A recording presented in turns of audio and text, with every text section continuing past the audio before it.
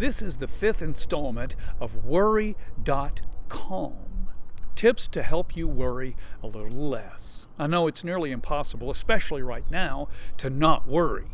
Things crop up every single day and sometimes every minute for us to worry about. And I want to offer you tips to at least keep your worry at manageable levels. I know one thing that's really uncomfortable and unsettling right now is being stuck at home, being quarantined more or less.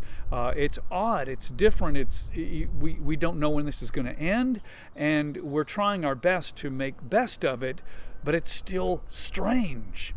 I know one person in the house that absolutely loves this. One person that is thrilled about all of us being at home, and that's our dog.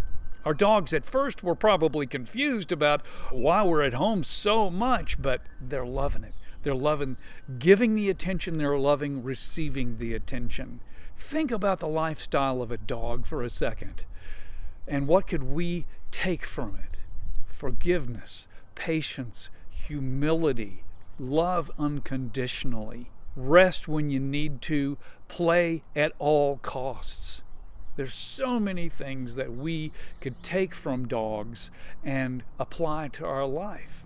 There was a time in my life not too awfully long ago where I let worry get the absolute best of me. It was a financial crisis, and yeah, there was plenty of things to worry about, but I let it consume me. I lost 30 pounds from worrying about my situation, and one thing I want to tell you, it helped nothing. Worrying about it solved nothing. My wife tried desperately to pull me out of this pit I was digging myself into over the course of a year, but the one person who actually did turn me around a little bit was my dog. I learned from my dog. I started watching this silly fur factory because she was happy all the time. It actually made me mad. But after a little while, I started thinking, there's maybe something about this creature's lifestyle that I could maybe learn from. I was going to learn to navigate life better from an animal that drinks from the toilet. I mean, think about it. Dogs really have kind of the secret of life figured out. They know when to cut loose and just not worry about things. I mean, if the dog bowl is empty, the dog bag looks empty, they don't sit there and worry about where's my next meal going to come from. They'll figure it out.